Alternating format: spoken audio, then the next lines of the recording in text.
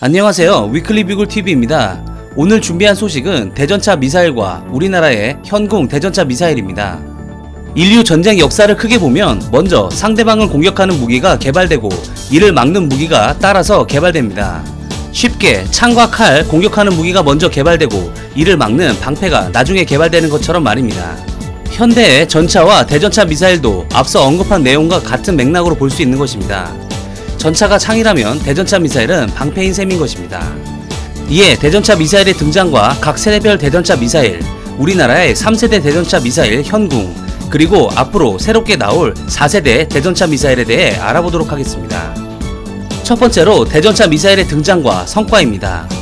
과거 14세기에도 전차의 개념과 유사한 무기가 있었지만 우리 머릿속에 있는 강철과 무한궤도형의 전차는 1차 세계대전으로 거슬러 올라갑니다. 영국 해군성에서 제1차 세계대전 중 육상 전함 계획에 의해 참호의 철조망과 적의 기관총을 극복하고 뚫고 나갈 수 있는 무기가 필요했고, 이에 마크1이라는 세계 최초의 전차가 개발되어 전선에 투입됩니다. 당시 새로운 병기의 존재를 숨기기 위해 사용했던 암호명인 탱크가 결국 정식 명칭이 되었습니다. 2차 세계대전에 들어서면서 현대 전차의 틀을 갖추게 됩니다. 여기서 대전차 무기도 처음 등장하게 됩니다. 여러분들도 많이 들어서 아시겠지만 당시 나치 독일은 정말 상상도 할 수 없을 정도의 새롭고 다양한 무기를 개발 및 테스트하였습니다. 당시 연합군의 전차를 압살할 정도의 강력한 티거 전차를 보유하고도 연합군의 전차를 파괴하기 위해 X7 로트케프엔이라는 유선유도 대전차 무기를 개발하였습니다. 하지만 이는 전쟁 말기에 개발돼 실전에서 효과를 보지는 못했습니다. 전쟁이 끝난 후 프랑스가 1948년부터 유선 유도 방식을 사용하여 실질적으로 세계 최초로 실전 배치된 대전차 미사일 SS-10을 개발했습니다. 2차 세계대전 당시 독일 전차의 강력함을 몸소 느낀 연합국가 러시아는 앞다투어 대전차 미사일을 개발하였고, 이후 영국의 비질런트, 구소련의 AT-1이 등장하게 됩니다. 이렇게 방패로 등장한 대전차 미사일은 성능 개량을 거듭하였고, 이에 지상의 왕자라고 불리는 전차의 자리가 휘청거린 적도 있었습니다. 방패가 오히려 창으로 바뀐 순간인 것입니다. 1973년 10월 이집트가 수에즈 운하를 넘으면서 제4차 중동전이 일어났습니다. 전쟁 초기에 이스라엘 전차부대는 시나이 반도로 진입하는 이집트군을 막기 위해 출동했습니다. 하지만 그들이 맞이한 것은 매복하고 있던 이집트군의 소련제 AT-3 대전차 미사일이었습니다. 이미 4차 중동 전쟁을 위해 만발의 준비를 한 이집트는 이스라엘 전차부대의 강력함을 알고 AT-3 셰거 대전차 미사일과 RPG-7을 전략적으로 배치해 시나이 반도에 출격한 이스라엘 전차의 60%인 150여 대를 격파하였습니다. 대전차 미사일의 중요성이 전세계에 알려진 순간이었습니다. 이후 대전차 미사일은 그 중요성과 함께 계속된 발전을 거듭해왔습니다. 앞서 소개한 구소련의 AT-3와 프랑스의 SS-10은 1세대 대전차 미사일로 구분됩니다. 1세대 대전차 미사일의 특징은 사수가 미사일과 연결된 케이블을 통해 미사일이 날아가는 방향을 조이스틱을 이용해 조절하여 목표에 명중시키는 수동 시선 유도 방식을 사용했습니다. 이는 사수의 숙련도에 크게 좌우되고 명중할 때까지 계속 유도를 해야 하는 문제점이 있으며 사수가 적에게 노출되는 위험도 함께 존재했습니다. 하지만 지금 와서 문제가 되는 것이지만 사실 1960년대의 기술치고는 상당한 기술로 보여집니다. 1970년대 도입된 2세대 대전차 미사일은 사수가 조준경으로 목표를 조준하면 통제 컴퓨터가 전선으로 연결된 미사일을 목표로 유도합니다. 이런 방식을 반자동 시선유도라고 부릅니다.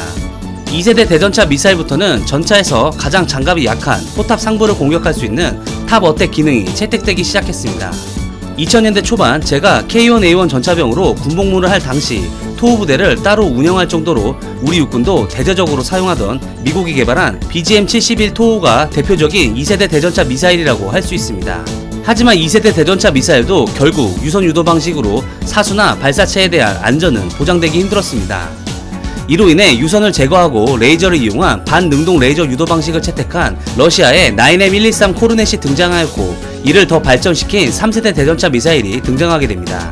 3세대의 특징은 유선이 사라지고 미사일 유도부가 목표 영상을 인식하거나 표적이 내뿜는 적외선을 추적하는 발사 후 망각 방식의 기술을 도입하였습니다. 발사에서 명중까지 계속 유도할 필요가 없기 때문에 사수의 생존성이 크게 높아졌습니다. 대표적인 3세대 대전차 미사일은 미국의 FGM-148 제블린, 이스라엘의 스파이크 MR, 중국의 HJ-12, 그리고 우리나라의 현궁이 있습니다. 두 번째로 대한민국의 3세대 대전차 미사일 현궁입니다. 우리나라가 개발해 배치한 현궁은 3세대 대전차 미사일로 분류됩니다. 현궁에 대해 살펴보면 90mm, 106mm 무반동총, 메티스-M, 토우 등 노후화된 보병용 대전차 화기의 대체를 목표로 개발된 대전차 무기로서 구형 대전차 무기의 유선 유도 방식의 위험을 감안하여 높은 관통력을 지니며 사수의 생존성을 보장할 수 있는 2km 이상의 사거리와 발사 후 망각 방식의 3세대 대전차 미사일을 개발하기로 한 것입니다. 이에 2014년 말 개발이 완료되어 각종 테스트를 거쳐 2017년부터 일선 부대에 배치된 국산 3세대 대전차 미사일이 바로 현궁입니다. 현궁은 빛과 같은 화살, 현명한 유도무기라는 의미이며 영어로는 빛을 뜻하는 레이와 번개를 뜻하는 볼트를 조합한 레이볼트로 명명되었습니다. 현궁은 소프트 런치 방식을 채택했는데 소형 로켓 모터의 추진력으로 미사일이 발사관에서 빠져나온 후 모터가 분리되고 미사일 측면에 있는 고체 연료를 사용하는 두 개의 추진관이 점화됩니다. 이 방식은 후폭풍이 적어 사수를 로켓 화염으로부터 보호하고 건물 안과 같은 실내에서 사격할 수 있는 장점을 가지고 있습니다. 현궁의 가장 큰 장점은 발사 후 망각 방식으로 현대군이 중요시하는 병사들의 안전성 확보와 맞물려 사수가 발사 후 바로 이탈하여 생존성을 높일 수 있다는 장점이 있습니다. 현궁의 탄두는 전방에 성구 탄두와 후방에 주 탄두가 있는 텐덤 탄두인 성형장약 탄두입니다. 이는 관통력을 높이고 특히 적 전차의 반응 장갑에 대응하기에 유리한 구조입니다. 거기에 목표물의 측면과 상부에 대한 공격을 선택할 수 있는 옵션을 채택하였습니다. 현궁은 발사관에 담긴 미사일과 발사 장비를 포함하여 24kg 정도로 보병이 휴대할 수 있으며 K515 소형 전술 차량에 탑재하여 운용할 수도 있습니다. 잘 만든 우리나라의 대전차 미사일 현궁에 사우디와 UAE가 관심을 표명하였고 비공개 방식으로 수출을 하게 되어 예멘 내전에서 현궁의 실제 엄청난 능력을 보여주게 됩니다. 특히 사우디군은 현궁의 능력에 반해 그 사용량이 엄청나며 심지어 후티 반군과 대적하는 정규, 비정규 부대에 현궁을 지원하고 있습니다. 세 번째로 앞으로 새롭게 나올 대전차 미사일의 기술입니다. 현재 4세대 대전차 무기라고 주장하는 프랑스의 MMP 미사일은 직접 조준하지 않고도 데이터 링크 등 네트워크로 전달된 표적 위치를 향해 발사할 수 있으며 사수는 미사일이 날아가는 동안 탄두에 있는 센서가 보내오는 정보를 확인할 수 있습니다. 이스라엘의 신형 스파이크도 4세대 대전차 미사일이라고 홍보하고 있습니다.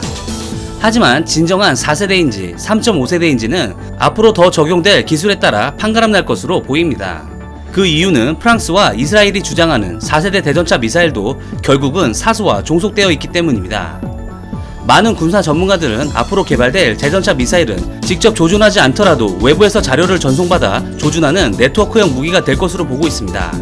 나아가 데이터 링크가 더욱 강력하게 발달한다면 발사와 통제를 분리할 수도 있으며 자폭 무인기와 같은 UAV 형태로 발전하고 사거리도 비약적으로 늘어날 수 있습니다. 대전차 미사일이라는 한정적인 개념이 사라질 수도 있는 것입니다. 하지만 이는 어디까지나 지켜봐야 할 사항이며 현대의 전장은 게릴라식 전투가 많이 벌어지기 때문에 당분간은 대전차 미사일이 계속 존재할 것으로 보여집니다. 이상 위클리 비굴이었습니다. 시청해주셔서 감사합니다.